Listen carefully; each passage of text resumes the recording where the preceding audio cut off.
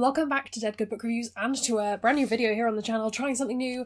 Shamelessly stole this idea from Angela. I will link her video there. I will link her one from 2020. I don't know if she's done 2021 by the time this video is out. She probably has. Go check out Angela. I've stolen content from her. Thank you, Angela. So you've read the title. I'm going to be tier ranking every single 2021 release that I read in 2021, except for Master of Jinn and Galaxy of the Grand Within, which I read in 2020, but I'm tier ranking them anyway because completeness. Very pleasingly, I read 69 2021 releases. Nice. And yeah, I've got the little tier ranking thing up. I'm attempting to screen record. I don't know how well it's going to go. We'll see. So I'm going to make myself small. If I'm looking over there and not at the camera, it's because I'm looking at my screen. I should explain my tiers. So the tiers I've gone for are my bottomest tier is Get in the Bin, because this is for books that should get in the bin and should never have been written and are terrible. Is for books that I'm like, I don't really care about this, I don't have much to say. Not my cup of tea is books that I didn't personally like, but I think there is a market for them and there's people who will love them.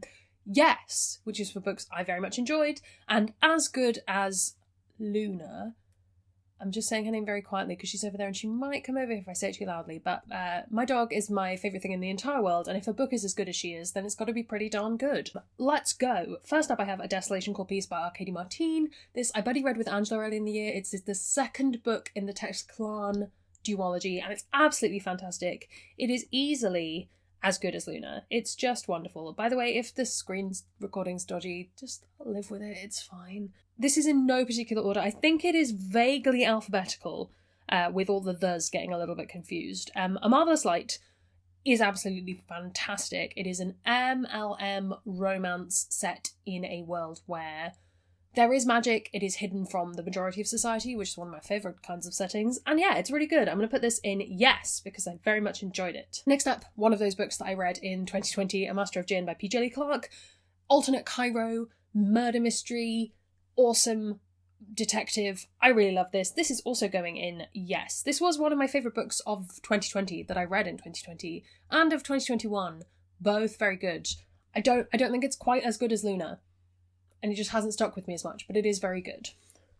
A Psalm for the Wild Built by Becky Chambers. This is going in as good as Luna. A lot of things in this might go there.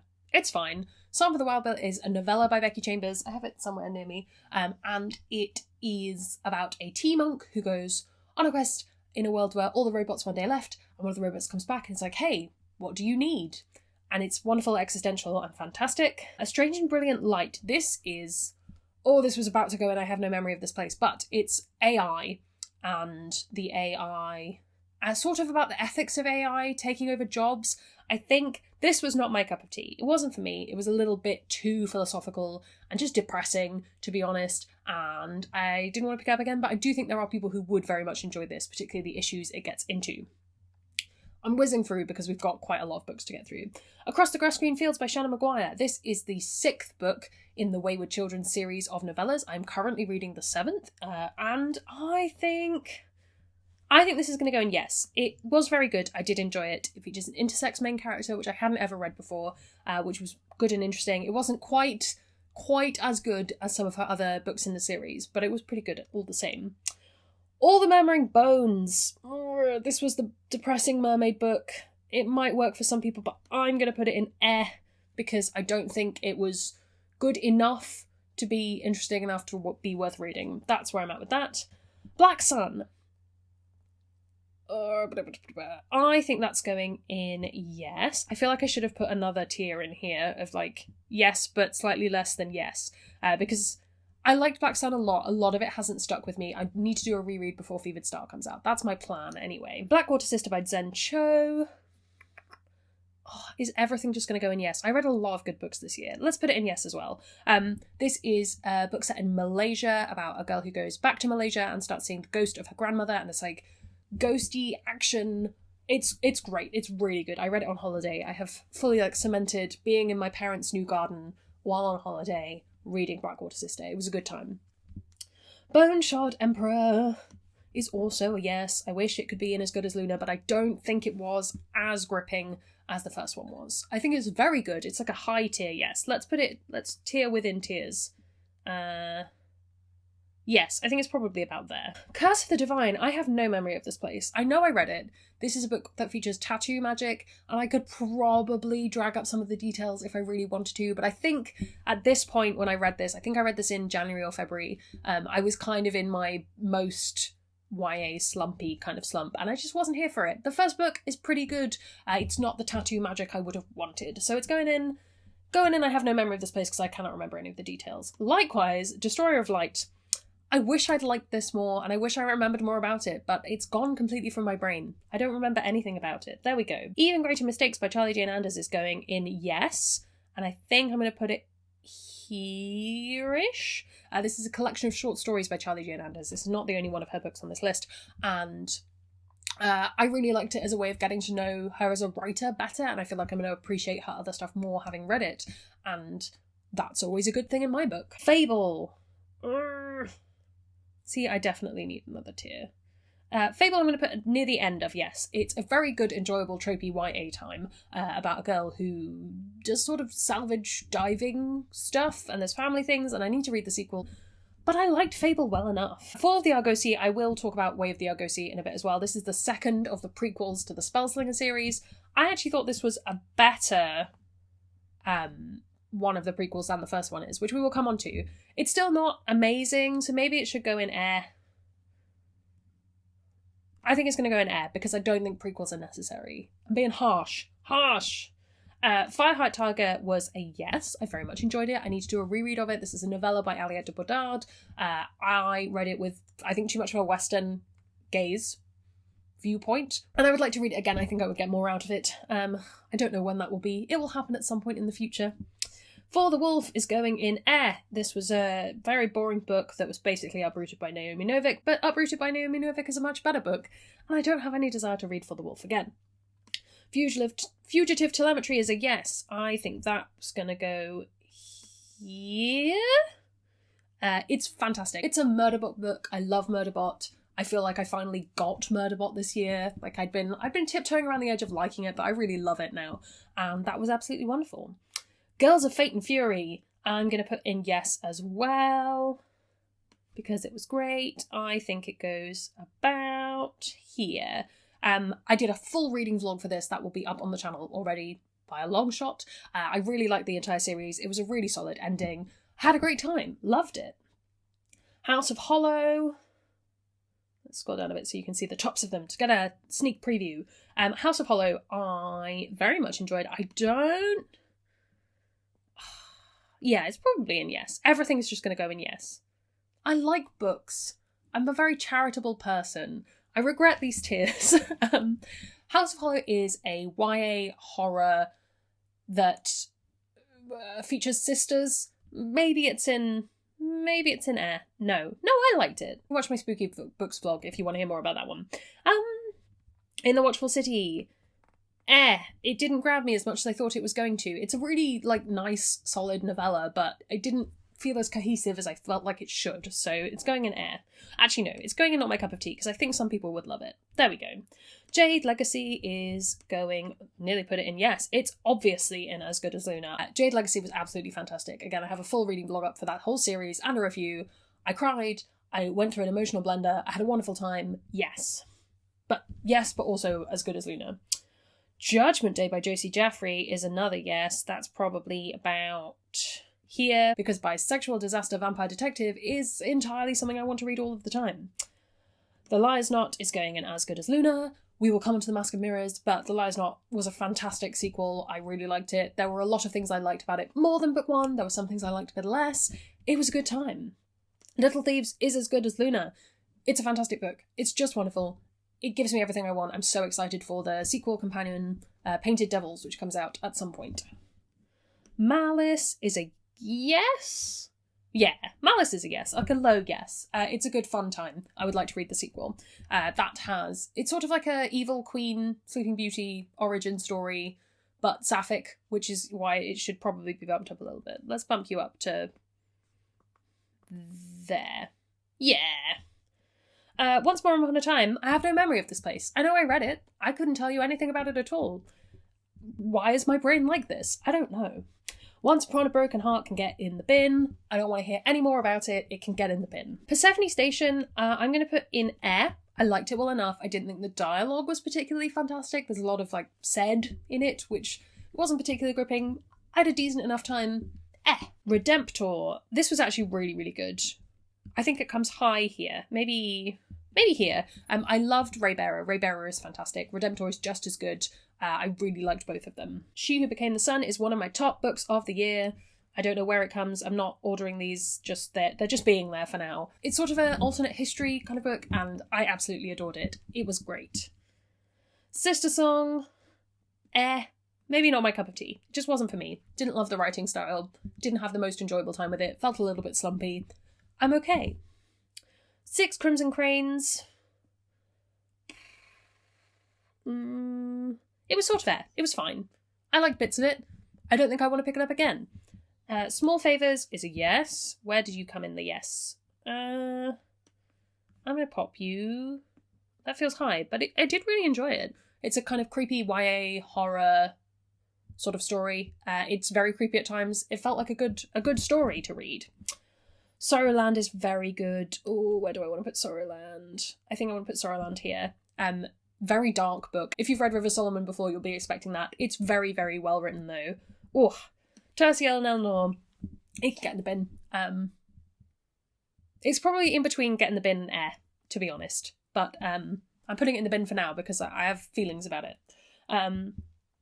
Archive of the Forgotten is a yes. I think that probably comes about here. Maybe here. Yeah. There. Second book in the Hell's Library series. I'm really excited to finish that off. It's a series that I always forget isn't done because I think they feel really nicely rounded off. But yeah, Library in Hell, who doesn't want it? Bone Ship's Wake made me cry a lot. It's going in as good as Luna because it was fantastic. Third book in the Tide Child series. That whole series is so wonderful. I want to make a reading vlog for all 3 of them. I never actually reviewed Bone Ship's Wake, it just came at a bad time, but oh, so good. Broken God is in yes. It would be in as good as Luna, but I read the whole thing thinking it was the 3rd book in a trilogy, and it turns out it was book 3 of 5. So it's just a little bit tainted for me, but I think it would probably go there-ish. Probably. The Chosen and the Beautiful is...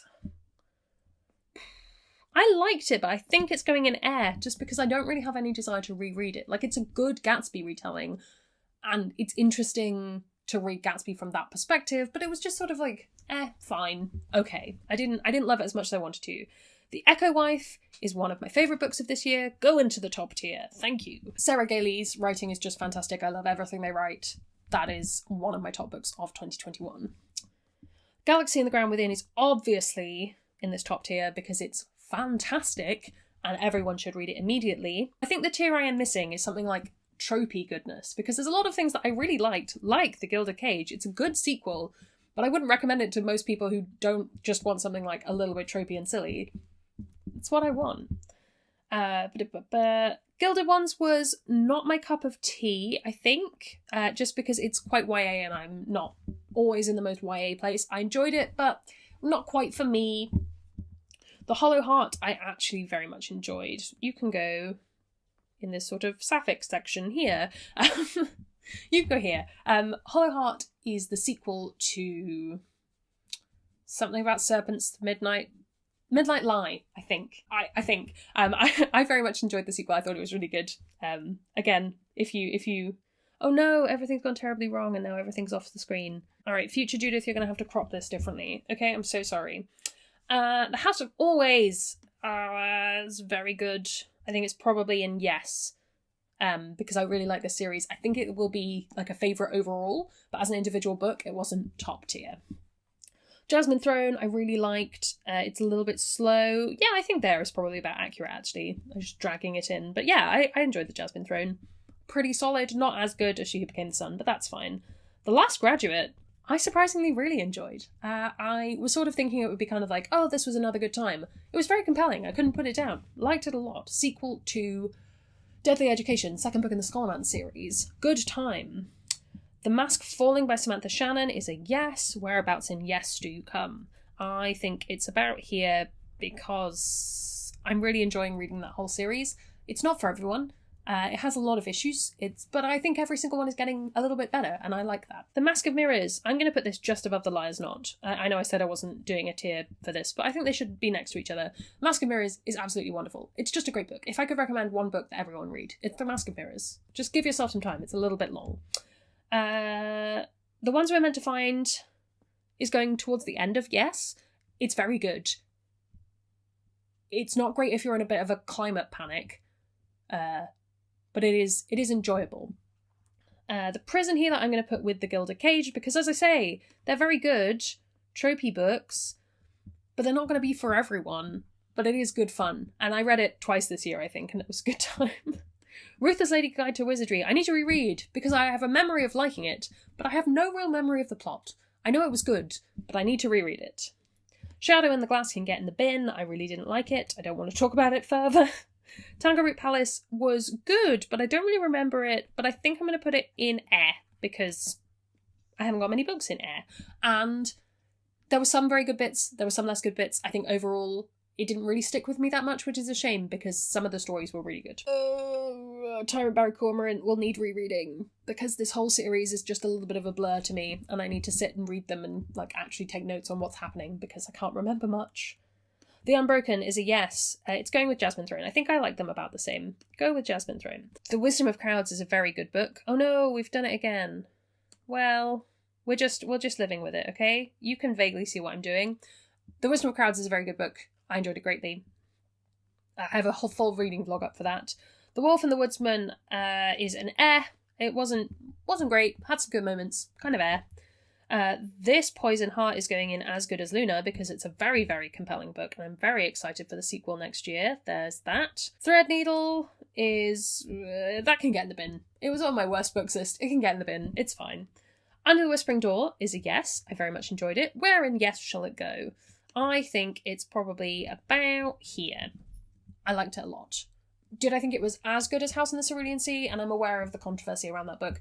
I think House in the Cerulean Sea is more accessible. Under the Whispering Door, I read it just after having lost somebody that we knew, and I found it very comforting for that reason, and I think that's good. Velvet Was the Night is a yes. Not my typical genre, but a good time.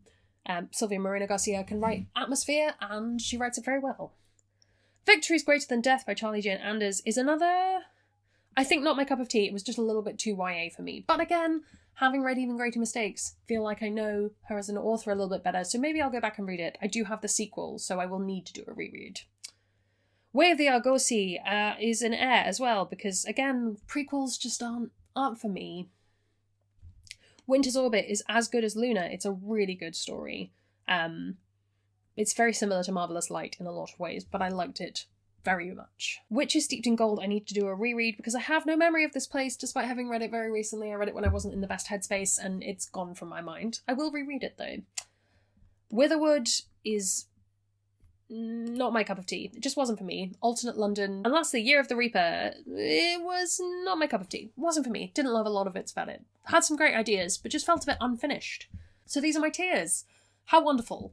I'm very pleased with how the 2021 releases went. As you can see, I enjoyed most of them and had some real wins. There's a lot I'm very excited to read in 2022. I will link my new releases video for those who want to know. Are any of these drastically in the wrong tier?